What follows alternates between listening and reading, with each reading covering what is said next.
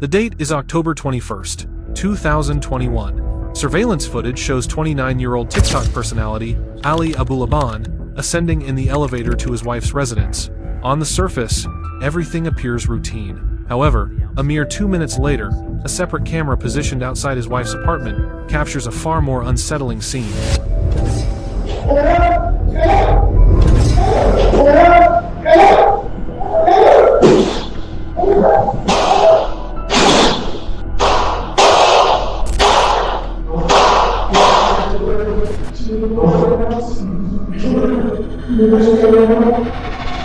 20 minutes pass before Ali contacts law enforcement, reporting that he has just discovered his wife deceased. By that point, however, he has already fled the scene, convinced he can evade responsibility for the killing. What he fails to realize is that his heinous act was being documented at every turn by the building's security cameras. And so, the manhunt begins for the social media star turned cold-blooded killer.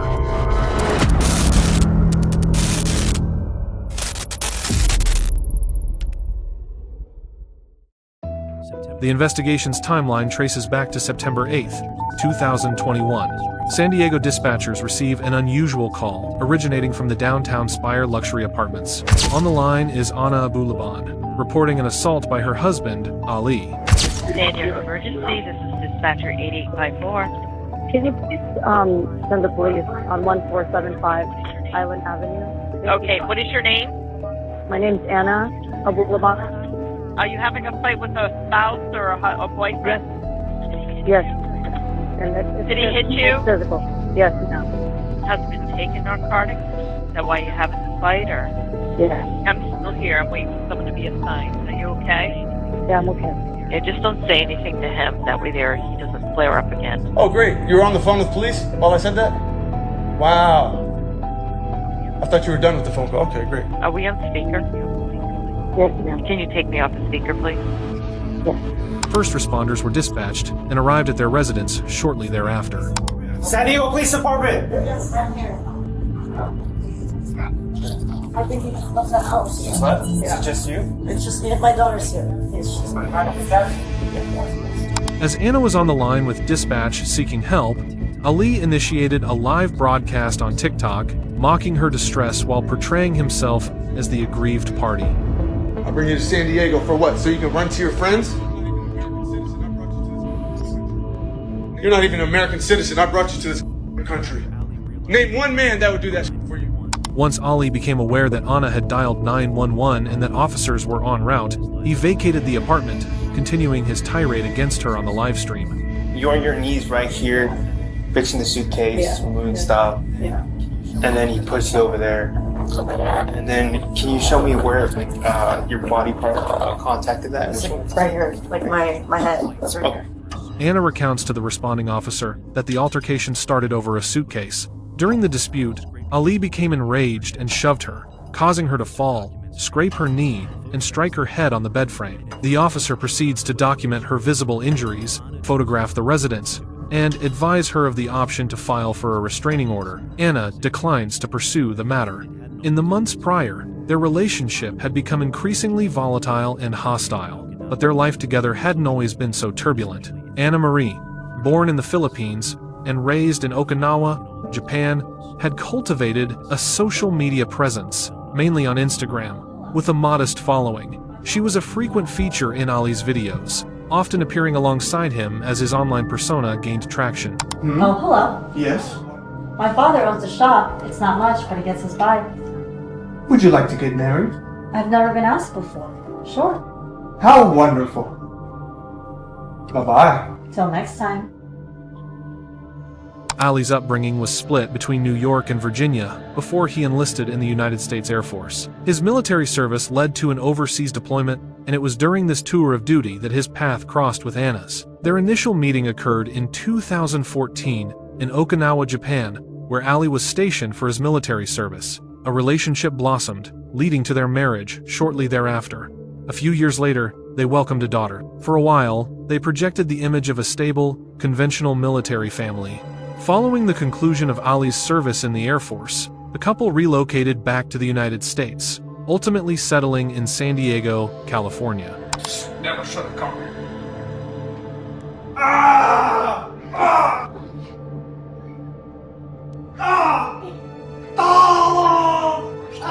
It was in late 2019 that Ali created and launched his online persona, Jin Kid. His content quickly found an audience, particularly his live-action skits based on the video game Skyrim and his impressions of Tony Montana from the film Scarface. He fully embraced sketch comedy, developing various characters and a signature dramatic style. Okay. What can I get? Hey, handsome. What the fuck you calling me? Sorry, man. I'll have a venti dolce caramel macchiato with no ice. What the fuck is wrong with this guy, man? You get him or what? Speak English when you talk to me, okay? That was English. I'll have a venti caramel dolce What the fuck you talking, man? A venti. What is that?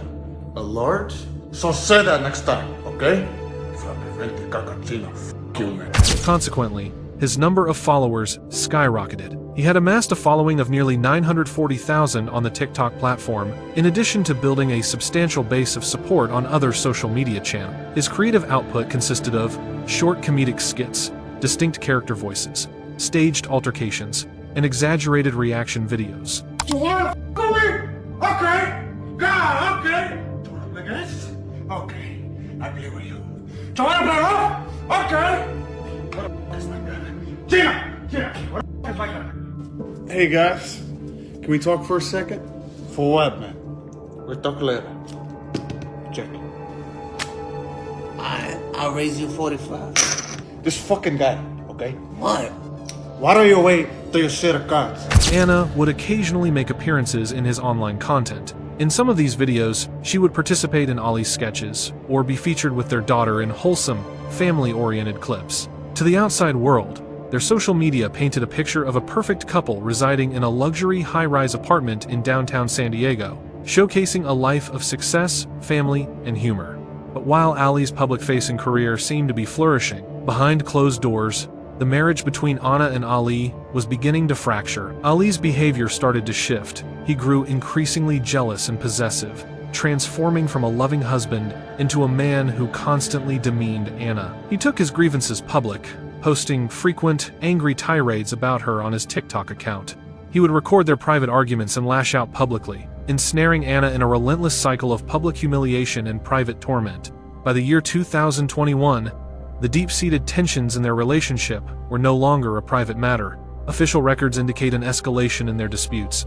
Friends and neighbors reported hearing intense fights, and Anna confided in others about her growing fear of Ali's temper, all culminating in a breaking point on September 1st, 2021, an event we have previously detailed. This was the day Anna placed a 911 call to report that she was a victim of domestic violence. Around this same period, Ali began to levy accusations of infidelity against Anna, a projection of his own behavior, as he was reportedly involved with other women himself. He, however, denied her the same freedoms, often using his public live streams as a platform to berate and verbally attack her.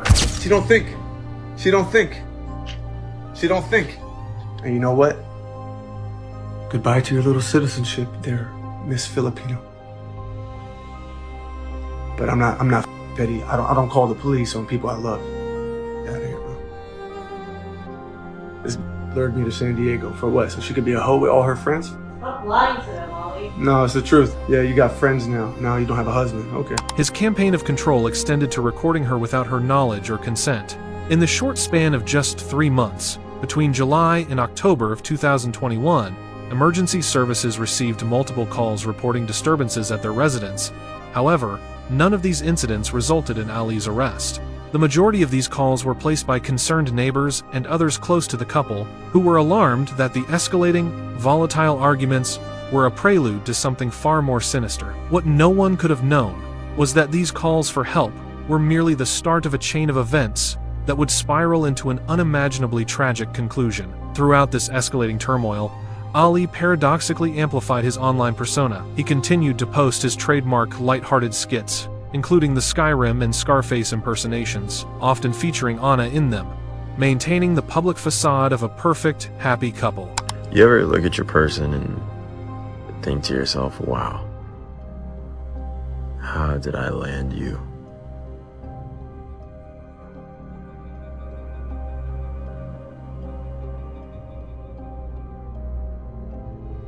But what the public couldn't see was a relationship in complete disarray. His content started to reflect their private struggles, putting their issues on public display. This controlling behavior soon seeped into his public persona for all to see. Hey, Anna. Just want to say good morning. Good morning to Amira. I just figured instead of texting you, I'll send you a video. My intention here is to just let you know I get it. And I'm so sorry. I really am so sorry for what I'm putting you through. How stupid. What happened to me? It was the drugs? Was it my insecurity? All the while, Anna felt ensnared, making desperate attempts to break free. She began to explore legal options, mentioning a restraining order and threatening Ali with divorce. By October of 2021, law enforcement had been dispatched to their residence multiple times, but each incident ended with Ali either feigning remorse or deflecting blame, so the cases were never pursued. The toxic pattern was clear: jealousy, public humiliation, covert surveillance, and relentless harassment. I'm a healthy man. I listen to you. I try to work with you. Huh? The door's right there. The door's right there. Billion other women out there for you that will fuck in a heartbeat. Yeah, a billion other men for you too. Is that your hope? What? Fuck. In this relationship. What do you give me, Anna? Nothing. Where's the last time you pleased me? If it's a no, it's a no. No, it's a no. There's no way that you're not somebody. There's no way! In the weeks following that September call, the situation escalated dramatically as Ali's behavior continued its downward spiral. Wants to leave me after 7 years. She couldn't even wait for the visa to finish. That just means I don't need your visa. That's not what I came here for. I came here for you. This was your plan all along, Anna. You used me. You f***ing called the cops on me behind my back? How evil is that? Anna, how evil is I that? don't know who you're trying to show that video to. How evil is that? Are you showing the police? No, I just can't believe it, because I want to watch this later. During the argument, Anna intentionally refused to meet his eyes, carefully controlling her own emotions. She was acutely aware of his attempt to provoke an emotional response, a victory she was unwilling to grant him. Look me in the eyes and tell me you don't love me. I don't love you. Look at me. I don't love you. Understand? I don't love you. Sorry. After the incident, Anna contacted Ali's mother, revealing the extent of the troubling behavior she was experiencing. What's your mom? Why do I need my mom? I just need him to leave because he's... Why do you always go back to him? Yeah, what do you want me to do? Put him in jail? I'm not trying to put him in jail. I'm trying to remove him from my house. Well, whatever it takes. If you feel like your life is in danger, put him in jail. She's not in danger. What the f*** are you guys talking about me like I'm some monster? What kind of marriage is this? Your daughter is suffering. Ali's mother acknowledged that he was a poor husband and that the marriage was disintegrating.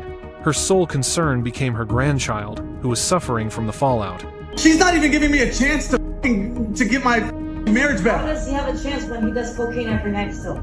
He lies and says he's gonna stop doing it. You need to walk away. Please, come here. I don't want to lose my wife. If another man touches her, I'm gonna go crazy. His jealousy morphed into a desire for absolute control, and he began accusing Anna of cheating whenever they argued. Enough! Ali, enough! You know... Can somebody please help me? Hello? Ali! Stop. Leave me the alone! I'm hurting my finger! I'm trying to leave this house! Yeah, that's not cool. Give me my phone! With a bunch of guys? Give me my phone! Bunch of guys, huh? Give me my phone! There's no guys! Give me my phone! During one incident, while their child slept nearby, Ali, fueled by cocaine, produced a handgun and held it to his own head, a desperate maneuver to force Anna's focus onto him. Just keep following the cops. Yeah, because he just tried to commit. So, that's what it is. He had a gun in his face. With my daughter sleeping on the couch. I had to do that just to get her to come home. Anna was preparing to attend a friend's birthday party, but Ali adamantly refused to permit her to leave. Blinded by jealousy, he saw every individual in her social circle as a potential competitor for her affection. Give me my phone back. Ali, give me my phone back. Marriott Marquise, that's the place you had the birthday. Yeah. Oh, so you're going? This, however, was not the extent of it. His aggression mounted as the dispute wore on. Who's gonna be there? I told you we're going to the hotel. Yeah, this is the after party, and you're It's going. not there. Yeah. Why do you think I can bring a kid? Yeah. If nobody's there but girls, you stupid. Ultimately, the emotional onslaught became too much, and Anna broke down completely. Ali then offered an apology, but by this point, it was meaningless. When was the last time you saw me smile? Or f***ing laugh? So how do I change that? You don't make me happy, you just make everything worse. I'm sorry, Anna. You complain about everything, nothing ever makes you happy. This is why we're losing everything, because you complain. No, everything good that happens because you complain. Everything is negative. I'm sorry, Anna. I'm sorry, baby. Anna ultimately placed a call to 911, and officers arrived on the scene shortly thereafter. Right before the officers made entry, Ali hurried to the bathroom to brush his teeth, a clear attempt to conceal the alcohol on his breath. As soon as they stepped inside the apartment, he shifted his demeanor, playing the part of the devoted husband.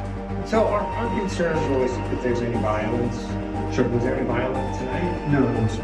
I'm bringing her to this country on a visa. She's Filipino now. We lived in Virginia. I worked for the government. I love her set. Send her friends here. She's got friends here that she grew up with. Their lifestyle's a mess. I believe she called because she was trying to get me to leave tonight.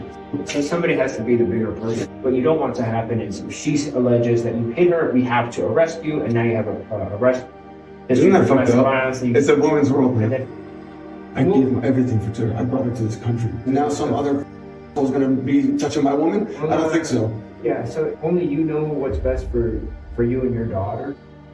She said she feels safe with you here. Yeah.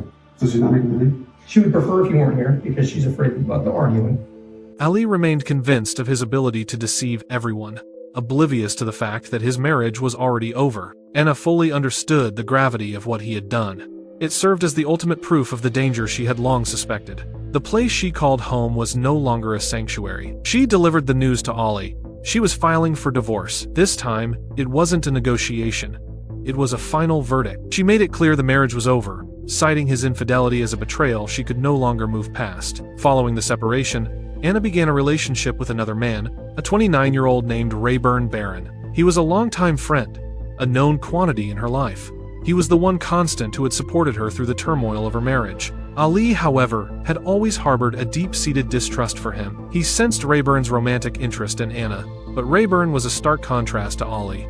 He was attentive, family. Ali refuses to accept the separation, taking a room at a hotel nearby but continuing to encroach on her life with a barrage of calls and messages. He operates under the delusion that he can persuade her to return to the way things were. Anna is under immense pressure, concerned that separating from Ali could threaten her visa status and risk the custody of her daughter. Nevertheless, she starts to formulate a strategy to extricate herself from the situation. Ali, from his hotel room, persists in his established pattern of denial. He publicly maintains the facade that their separation is only temporary, leveraging online posts and conversations with friends to insist Anna is making a grave error, all while being physically gone. He then concocts a disturbing plan to keep her under close watch, searching for any indication of what Anna is doing in his absence. His preliminary research focuses on methods of monitoring a person, including listening devices and remote surveillance technology. His focus soon narrows to the installation of specific applications onto an iPad. Following a period of thorough investigation, he resolves to install a Discord application to conduct surveillance on his wife. Using their young daughter's iPad, he engineers a covert method to monitor Anna's activities. A device, meant for children's games and cartoons, was repurposed into an instrument for eavesdropping. Ali had secretly installed an application that prosecutors would later describe as a baby monitor app. The device was concealed under the bed inside the apartment, quietly transmitting audio to his location in real time. From the confines of his hotel room, Ali was able to audit the events unfolding inside Anna's home. Though physically separated, his objective was to confirm her fidelity, listening obsessively for any sign of another man. This clandestine surveillance was not an isolated act, but an escalation in an ongoing pattern of control. Previously, Ali had utilized recordings, unauthorized access to her phone, and social media posts to track and defame Anna, publishing online accusations and inflammatory rants to rally support for his cause. She, for her part, was subjected to harassment from strangers who believed his side of the story. On the afternoon of October 21st, the situation would reach its breaking point. Ali was eavesdropping on his wife's apartment through a covert app linked to his young daughter's iPad. He heard multiple voices coming through the device. One was Anna's, The other belonged to her friend, Rayburn. Ali became utterly convinced of what he was hearing, and his suspicion ignited into a furious rage. Armed with a gun and high on narcotics, he left his hotel and headed for the Spire Apartments, where Anna lived with their daughter. On this day, however, their child was at school, and Anna was completely unaware of his impending arrival. At approximately 2:50 p.m., building surveillance cameras documented Ali entering the parking garage. Just moments later, the footage shows him running back outside, only to return shortly after adjusting the belt on his holster. As he re-entered the complex, Ali activated his phone's audio recorder and slid it into his pocket. With the device recording, he entered the building and rode the elevator up. Surveillance showed him standing there, unnervingly calm. His face was composed, almost serene, as if nothing was out of the ordinary. His baggy black hoodie concealed the weapon in his holster as he swiped a cloned keycard he'd copied from Anna, selected the 35th floor, and stepped inside the elevator. The ride up took only a few short minutes. During the ascent, he calmly made small talk, even sharing a smile with a few neighbors. When the doors opened on floor 35, he bolted down the hallway toward his wife's apartment. He reached the unit's door, unlocked it using a key he had secretly duplicated, and slipped inside. Inside the apartment, Anna and Rayburn were together. The deadly confrontation that followed was over in a matter of moments. Ali raised the pistol and fired several rounds at Rayburn in rapid succession. The first 2 projectiles struck Rayburn in the head, and a third entered his throat. He collapsed to the floor, his life extinguished. Meanwhile, Anna stood beside him, frozen in absolute terror. She had no opportunity to flee. The man she had once adored had transformed into a monster she no longer recognized. After putting 3 rounds into Rayburn, Ali then turned to her. Staring directly into her eyes, he discharged a single round into her forehead.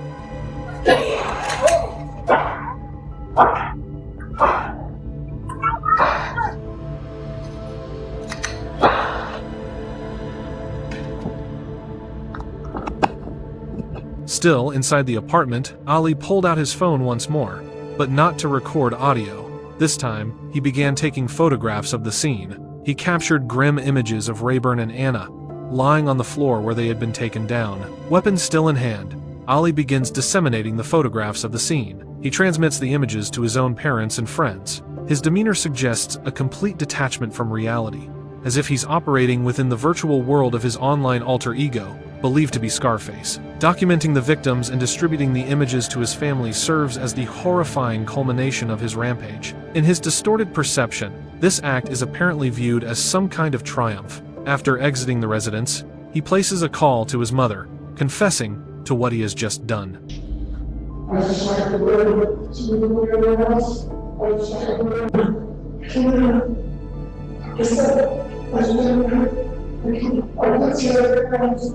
I had no other in school. I had no other school.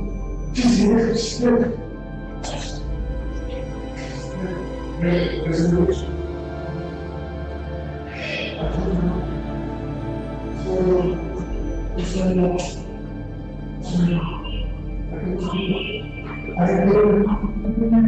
He proceeds to ride the elevator with other residents, his behavior betraying no sign of the events that just transpired.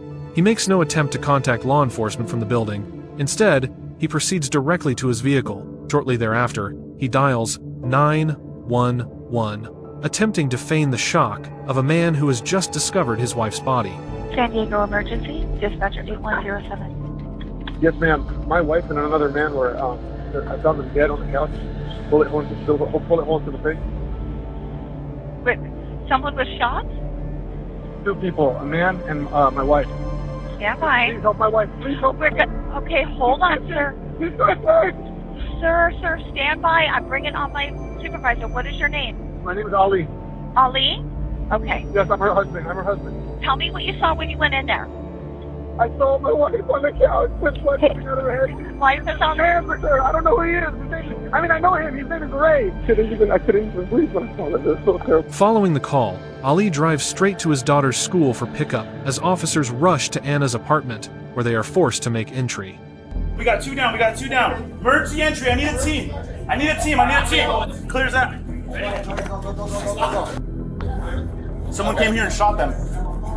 That's the guy that he's describing. They both took rounds to the head. Do me a favor, help out with security for us. I don't want someone coming back.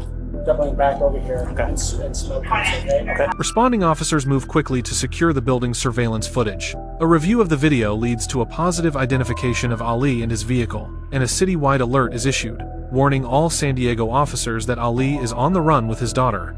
The alert states he should be considered armed and extremely dangerous. Meanwhile, Ali collects his daughter from school and flees. Acting on the alert, police track his vehicle and initiate a high-risk pursuit. Shortly after, Ali pulls his vehicle over, and officers move in to execute the arrest. I got it. I know, but we don't want to contaminate the case. I don't want anyone else to get a car. Leave that fast. I understand. We're gonna make sure she's alright, man. Alright, but I can't remember one time. I'm saying my mom is driving Vegas to try to come get her. Okay. Yeah, I love you, I love you. Take the soft connector. Put everything in small bag. Authorities immediately secure Ali's phones, his social media profiles, his vehicle, and the apartment where the double homicide took place. These items would become the cornerstones of the prosecution's case against him. To reconstruct the timeline of events, investigators began the painstaking process of sifting through a mountain of text messages, analyzing hours of voice recordings, and every other digital artifact that could prove crucial to the investigation. For the next several years, while Ali remained in custody, detectives painstakingly continued to build their case. During this period, he makes the unorthodox decision to grant a television interview regarding the case. Did you kill her? Don't ask me that. Don't ask me that. In the interview, he presents himself as a man still visibly shattered by the events, framing his actions as a crime of passion, not a premeditated act. He concedes to installing a tracking application on his wife's device, but claims it was merely to ensure her safety. So when you heard Rayburn's voice, you went to... I didn't recognize him. I didn't know who it was. But what were you thinking? I was freaking out. Oh my god, I caught her. Oh my god. There's a man. And then guess what? I hear nightmare. Or in babies. I'm trying. I'm like, don't do it. I'm screaming. As you're driving to the apartment. He recounts that, under the influence of narcotics, he drove recklessly to her apartment, used the cloned keycard, and walked in to find them together. What did you think? Nothing. I didn't see that. I don't know. It was a blur. And I felt like I was on the passenger seat of my own body. But when I opened the door and saw who it was, broke my heart. And to see her kissing Ray on my couch, with his feet on my table, with my wife. I'm running my apartment, my life, in the house that my daughter sleeps in, on the furniture that I put together. How do you expect a man to feel? Happy? Well, I guess that's the end of my marriage. No! That's my family! Throughout the entire interview, Ali's demeanor suggests he is putting on a performance on what he perceives as the biggest stage of his life, complete with sobbing, shouting, and a feigned loss of control. It's all a calculated effort to project an image of a heartbroken and innocent man. But beneath the tears, it seems he's banking on his ability to sway public opinion, casting himself as a man who has lost everything. He's angling for sympathy, claiming his greatest regret is not being a better husband to his wife. Despite confessing to his mother that he ended Anna's life, in court, he entered a plea of not guilty. He now maintains that investigators have no hard evidence connecting him to the act. Police say they have evidence against me. I don't know what it is. So the prosecution says that you admitted to your mother that you did this, and then you pled not guilty. Can you explain that? No, I can't.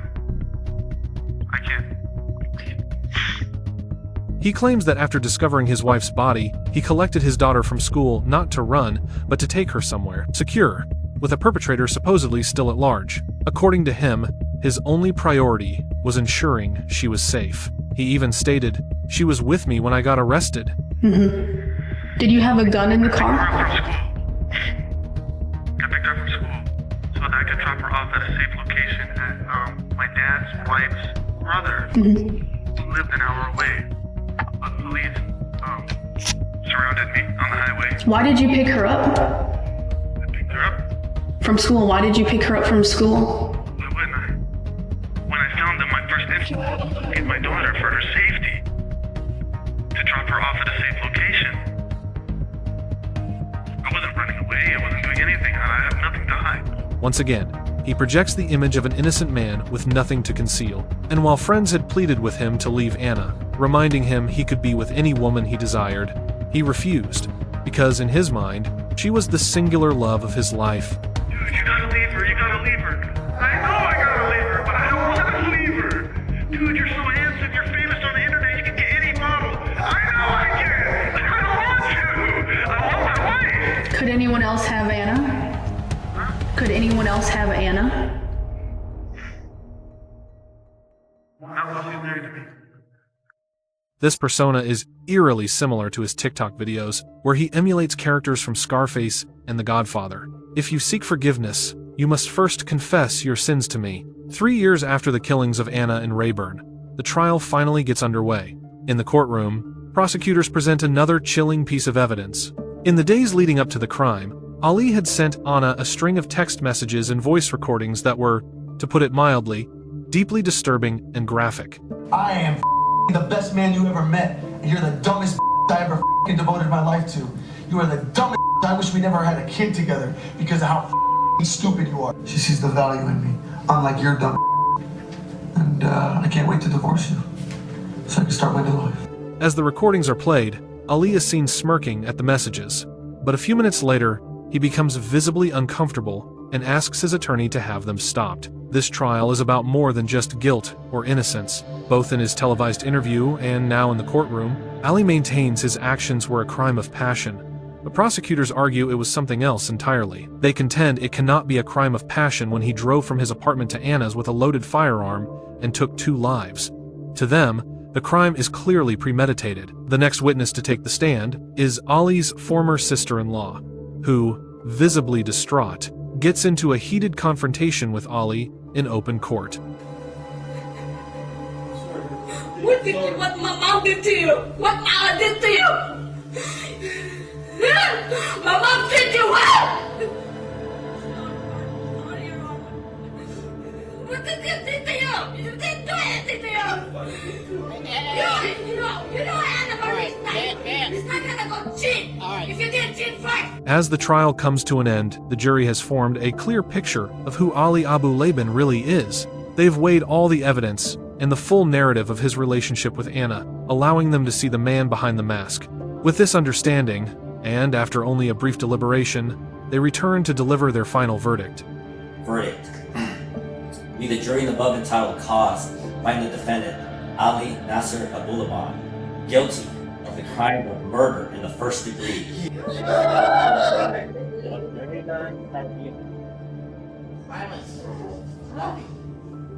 Of Rayburn Barron. As the verdict is read aloud, Ali can no longer conceal his true emotions.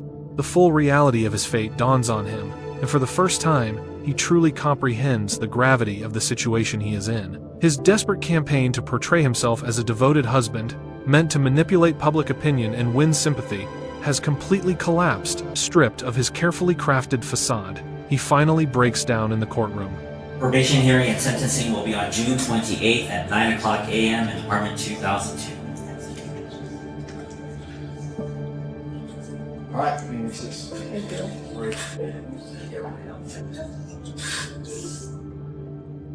Members of the audience, please wait in the hallway.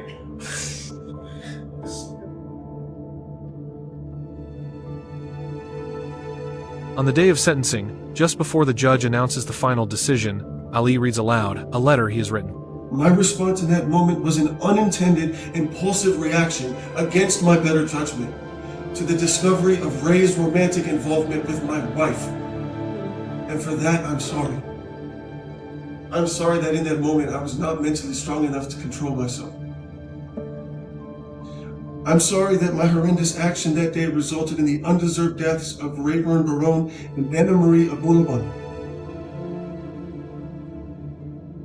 For 3 exhausting days, Ali had taken the witness stand, defending his actions under a withering cross-examination. At last, he stands before the court, awaiting the sentence that will determine the rest of his life.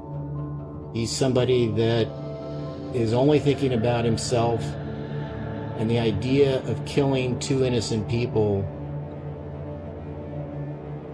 doesn't disturb him. It's chilling. So the bottom line here is he will die in prison. He will never be a free man. He will take his last breath there. Please,